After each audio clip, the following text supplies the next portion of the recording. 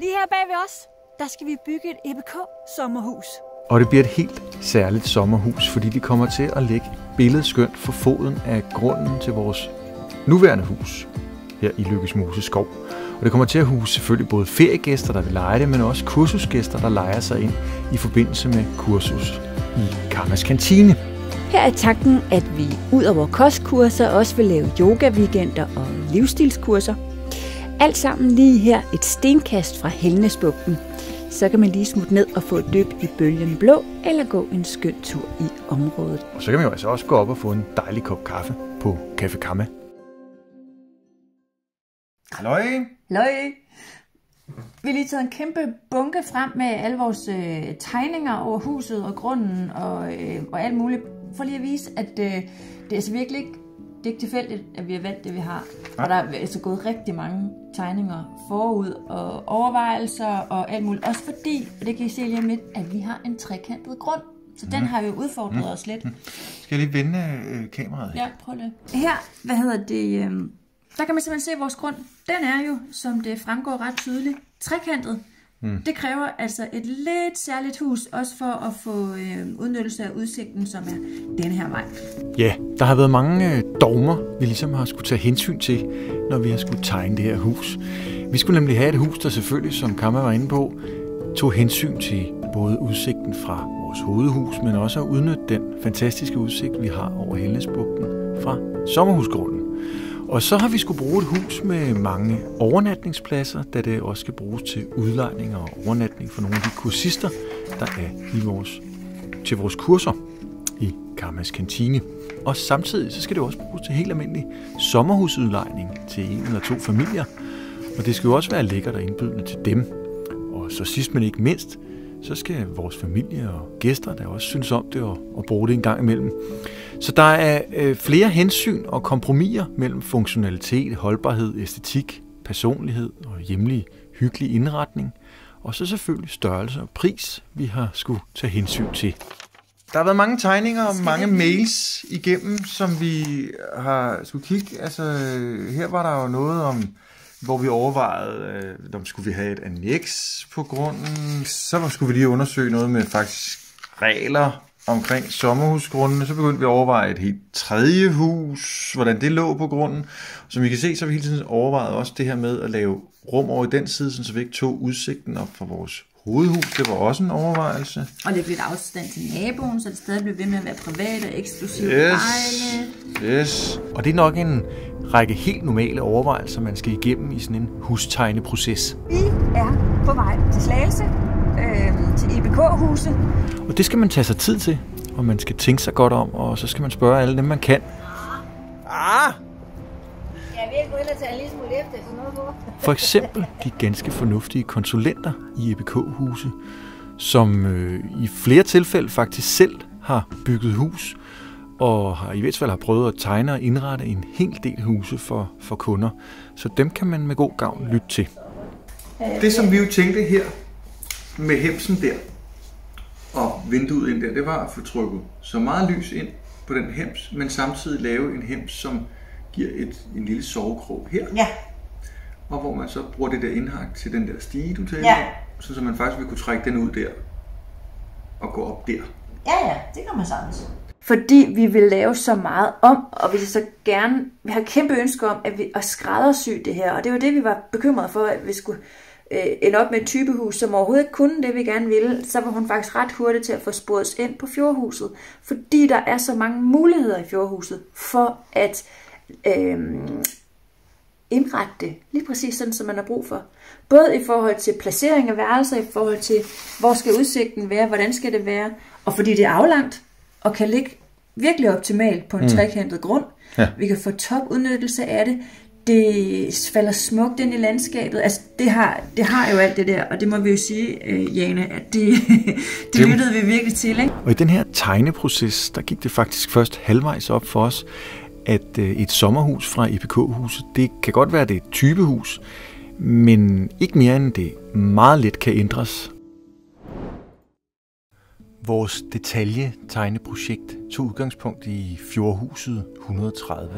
Så begyndte vi faktisk sådan her at lave sådan en lille, bare bare sådan en lille grundskitse, hvor man begynder at, kan man lave værelse sådan der, kan man rykke rundt sådan, og så er fjordhuset faktisk sådan, at man kan ligesom rykke sådan nogle moduler ind.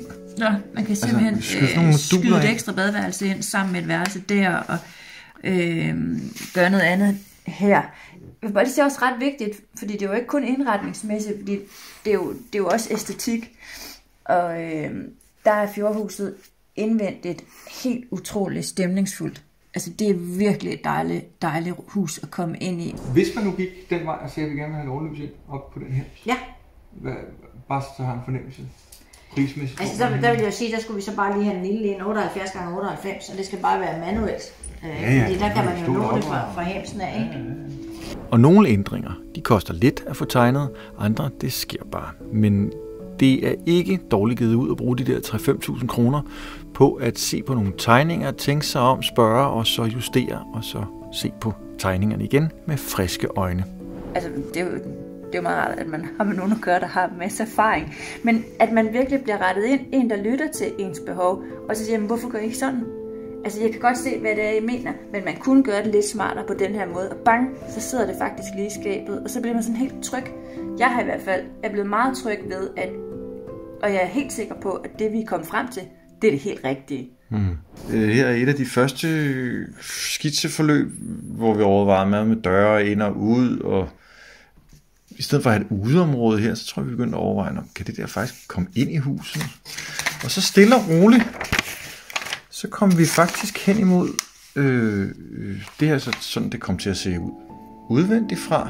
Så meget, så vil jeg faktisk lige sige, at min største bekymring, inden vi gik i gang med det her, det var i virkeligheden at ende op med et eller andet typehus, hvor rammerne blev forkerte, og hvor man ikke kunne vælge andet, fordi sådan var typehuset jo. Og det må jeg sige, det er bare virkelig blevet gjort til skamme, fordi vi har godt nok lavet meget. Ja, vi har virkelig fået det skræddersyet, synes jeg, til at blive fuldstændig det hus, som jeg i hvert fald havde drømt om. Det må man sige. Og vi er jo ligesom endt op med et hus, der kan rumme alle de mange dogmer og ønsker, vi havde til, hvordan det her det skulle blive. Altså både kan rumme os som familie, med familiegæster, og alt det private, vi gerne vil dernede, men også det, at det kan rumme en masse professionelle ønsker, som vores virksomhed har behov for. Vi er på vej til Slagelse, til IBK-huset, og det bliver lidt min yndlingsdag, fordi nu skal vi jo finde ud af, hvordan vores sommerhus skal se ud indvendigt. Det er flot. Det er smadreflot. Ja, det kan både blive en spændende og en meget dyr dag, sådan en indretningsdag. 770 mere per låge og gisp. Skal jeg lige prøve at se, hvor mange låge er det? Ja. Gisp. Og hos IBK tager indretningsarkitekt Julie Kurstein imod og går til sagen med stor systematik. Vi vender tilbage til køkkenet og starter med dørene. Standard er de her papdøre, og så er der jo massivdøre, som jo bare er lidt bedre. Hvis man vælger en massiv dør, så skal det være lydfølsomheden i den. Hvad er prisforskellen? 565 for den massive dør. De indvendige lister der har jeg faktisk ikke prisen på, det når man selv kan gå ud og klistre i, hvis man synes, den skal yderligere lydisoleres. Så skal man hjem og fikse. Ja, det jeg tænker, det er jo, lad os gå med den billigste. Men når jeg har afholdt kursus, så har det været en kæmpe gene for mine kursister, at der var så lyt. Det blev massivdøre og en tillægspris. Og grunden til, at jeg allerede nævner det her nu, det er, at der er én ting, man skal være ops på, når man køber et hvilket som helst hus eller sommerhus i nybygformat. Standardløsninger har det med enten at være så porer, at de ikke kan betale sig at bygge videre på, eller at man har den her tendens til lige at skrue lidt op, når man nu alligevel har lagt den her første million. Man bliver simpelthen værdiblind. Så man skal tage den nøgterne brille på, medmindre man har den helt store pengepunkt med. Men vi bliver nok nødt til at spørge Julie, hvad standard så er. En anden udfordring, man skal være så bekendt, er, at nyt i sig selv ikke bare er godt. Vi har før bygget nyt, og det vi synes var lidt svært med det nye, det var at putte noget sjæl ind i det. Ja. Og noget, der lugter af Jakob og jeg, og vores personlige stil, og hvad nu enten den måtte være. Vi kan i hvert fald godt lide, at der er noget, som er mere end 2 minutter gammel. Ja. Og kontrasten er dejlig, det er jo også. Men vi vil rigtig gerne, for eksempel måske badeværelset, se, kunne vi ikke finde et gammelt skab, i stedet for at gå med noget helt strømligt eller et eller andet. Og så sætter Jacob det ind. Så kan det godt være, at bordpladen, det er smart, at den vil være ny, og så er den blevet mere nem at vedligeholde. Ja. Med det i baghovedet kørte vi derud af, rum for rum. Og ja, det blev en lidt dyr dag, men også en god dag, med også lidt overraskende valg af for eksempel køkkenet, som jo altid er centralt. Så du tænker, at man har den herovre, der står et kamera derovre. Nå, det er derfor, ja. Så vi prøver at følge lidt med. Så har jeg da også stået lidt i vejen. Jeg synes, den grønne er klart pænest. Vil blive super smukt, men det er en vældig stor merpris i forhold til, hvad du får her. Og så synes jeg heller ikke, at forskellen er større. Jeg synes, vi får et rigtig nydeligt køkken ved at gå med den her grå. Og så stå ved, at det kører laminat. Prøv lige at tage den anden. Tredje, hvis der er lige i tvivl om. Nå, det kan jo ikke være. Det kan jeg godt fortælle dig, det skal ikke. Bare lige tage den ud, og så prøv at lægge din bordplader op. Bordplader? Du kan altså noget den her også. Nej, det bliver for ferskt. Prøv at gå rundt og se lyset. Men så prøv lige at smutte på den her, så kan vi lige se. Hvor? Ja, det kan du måske. Kan du følge mig? Ja, det kan jeg faktisk godt. Den begynder faktisk at have lidt af det grønne i sig. Ja, det kan jeg faktisk godt følge. Uden at være grøn. Ja. Den har sådan en lidt varm undertone. Den har lidt varme, ikke? Hvor den er lidt sur, ikke? Det er sådan lidt som at møde sådan en... nogen nede i supermarkedet. Ej, du har ret, Jacob. Man ikke helt har lyst til at blive venner med. Men de er okay, men... De er okay. Man handler med dem. Ej, du har ret. Der skulle lige noget andet lys på, den står jo lodret. Du har ret. Jeg går med det. Nej, jeg fik ret. Igen. Og det er altså ikke små ting, der skal tages stilling til, når der indrettes et helt hus. Det er alt fra varmvandsbeholder over lampeplaceringer og farver på fliser og køkken osv. Også lige praktiske hensyn. Ja. God lige gå til den anden. Tag den mørke. Ja. Den her brusenisse om, så vi har fået fliser her på en fast væg ind til brusenissen og fliser. Og så må vi sige til Julies store ros, at det er rart at have et erfarent og systematisk indretningshoved med, der kan holde styr på de mange idéer og input, der kommer i løbet af sådan en dag, og måske hjælper en til at holde den røde tråd i indretningen af huset. Jeg kan ikke finde på mere, og der står ikke mere på vores seddel, Jacob. Nej. Der står ikke mere på sedlen? Så har vi været det hele igennem. Ja, det har vi faktisk. Har vi simpelthen indrettet et helt sommerhus? Yes!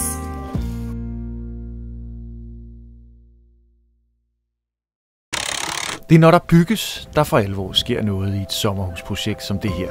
Nu tager tingene nemlig form, bliver virkelige. Rumfornemmelsen opstår, og udsigten fra huset kan pludselig anes. Vores husprojekt tog rigtig fart i maj, og selvfølgelig med et fundament først. Der er noget helt særligt over, når en bar mark rives op og formes til et helt nyt kapitel. Og et fundament er ikke bare en sten, huset står sikkert på. Det er her i starten, at alt rør og ledningsføring til og fra huset bliver lagt. Alt skal være og er planlagt. Trods det er det altid en god idé at tage billeder undervejs, så man ved, hvor mange forskellige rør, der kommer ind og ud, og hvor de kommer ind og ud. Og det kan man jo altid lige gøre, når man er ude med fruens taske. Før man får set sig omkring, så står der et fundament, og man kan se husets egentlige placering på grunden for sig. Kort efter er der gang i den igen på byggepladsen, for nu kommer selve huset på en stor lastbil. Herfra hejses det i samarbejde med de ret rutinerede EBK-tømrere på plads. Første lille flyvende sommerhusvæg. Og på få dage har man skallen på huset oppe og kan nu rigtig fornemme det kommende sommerhus.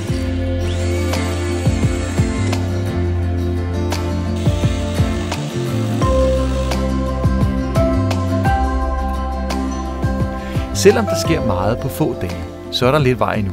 Huset skal lukkes for vind og vejr, og så kan alt det indvendige arbejde begynde med skillevægge og isolering. Igen er det en god idé at tage billeder af processen. Hvor er ledninger? Hvor er der noget træ, du kan hænge den store hylde på? Og så videre.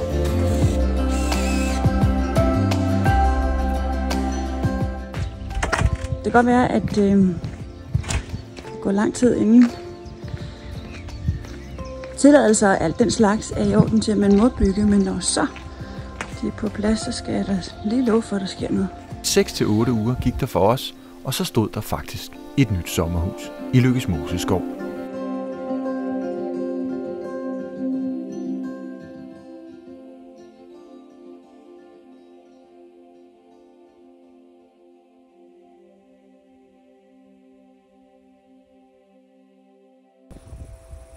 Så fik vi vores nye fjordhus her sidst i juli denne sommer, og så var det bare om at komme i gang med at få det på plads og indrettet, så vi kunne bruge det og også udleje det.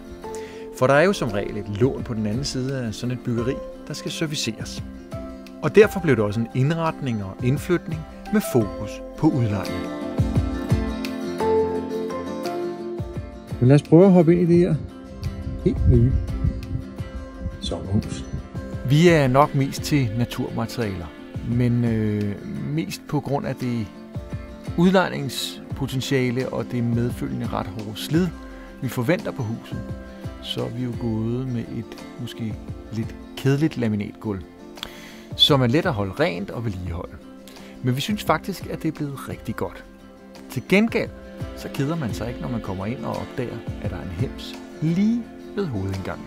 Og så er der den her hems i gangen, vi også er blevet rigtig glade for. Ikke fordi vi er deroppe så meget, men fordi den ligesom giver sådan en ekstra rumfornemmelse, når man kommer ind. Den giver lys, der bliver kastet ned i den lange gang, og den er bare sjov at komme ind til. Og så er der jo væggene, som er jo sådan nogle finerbrædder, der har fået noget lydbehandling, og som vi synes giver den helt rigtige sommerhusstemning. Og så er der det ene af 2 badeværelser, som vi har indrettet på samme måde, eller det er det samme fliser og selvfølgelig træet, der går igen. Vi har valgt lyst. Det synes vi passer utrolig godt til området.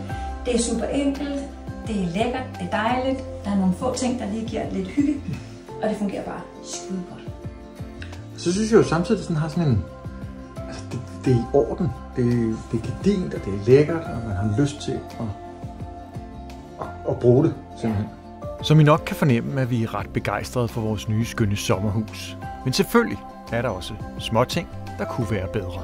Og den er på ultra udzoom. Og alligevel synes jeg, at den her brusnisse er lidt strammet op, ikke? Altså jeg kan lige gå ind i, jeg er sådan forholdsvis normalt menneske, og der har vi altså ikke helt tænkt os op. Den skulle vi have, jeg kan ikke engang huske, hvorfor at den ikke blev større, end den blev. Det fungerer, det er fint, og vi er super glade for det. Den vil lige anbefale, at man lige tænker sig op, inden man sparer på pladsen i brusenissen. Ja, for det sjove er, at der jo faktisk er rimelig plads ved siden af brusen. Ja. Til både lokum og noget væsk. Vi ved sgu ikke lige, hvad vi har tænkt her. Men det var i hvert fald en ting, som jeg nok ville gøre lidt om. Men det er det der med, at på tegning, der kan nogle gange ting sige sådan, det ser sgu meget fint ud, men i virkeligheden så er det sådan, det er jo måske lige lidt stramt. Ja. Men det fungerer. Og det blev til 4 soveværelser, som vi sådan har indrettet rimelig simpelt. Så man både kan nyde udsigten og sove godt på en dejlig seng og være klar til at tage sin lille jakke på næste dag. Det her rum, det er jo hvad skal man sige, vores sommerhus bankende hjerte, og det er noget af det, vi er allergladest for. Køkkenet er placeret, hvad skal man sige, væk fra udsigten, fordi vi vil have så meget af udsigten som overhovedet muligt ind i rummet. Så der kan man i ro og med, også med front mod udsigten, gøre det ud af det, man skal, og tilberede alle de måltider, man har lyst til i sommerhuset. Det synes vi fungerer super godt. Et andet sted, man bruger rigtig meget tid, det er selvfølgelig ved spisebordet, og til alt det, man nu har lyst til at putte ind i det påskefrokost eller noget andet, fordi tit, når det er sommer, så vil man selvfølgelig sidde ude på terrassen. Men her igen, så har vi gået med noget pasta. Det er et gammelt bord lavet af gulvbrædder fra Sydhavnen, og det passer bare sindssygt godt, både i størrelse og... Det er altså Nordhavn. Nå, okay, Nordhavn. Du siger Sydhavnen, du har lavet det. Men i hvert fald, jeg synes faktisk, det er ret fedt, at der er så meget plads til det. At det er et ret stort bord, og det virker super luftigt her og dejligt, men det gør jo, at der er plads til mange. noget man måske ikke så tit taler om, så det er faktisk den der rumfornemmelse, som det der store, hvad skal vi sige, høje loft giver, ikke? Jo, det altså, man har virkelig, man får virkelig fået et dejligt, stort alrum ud af det, ikke? Og i et hvert hus er der et lille ønskebarn, et hjerterum. Alkoven, den var højt på vores prioriteringsliste, og vi er ikke et sekund kede af, at den prioriterede vi. Hold fast på det, et dejligt hjørne. Og alle, der kommer og siger jo det samme, at altså, det er for hyggeligt. Det er her, man bare smækker stængerne op og kan kigge ud i alt det grønne og ud over vandet. Og den er, ja, det må sige, den er fandme fin.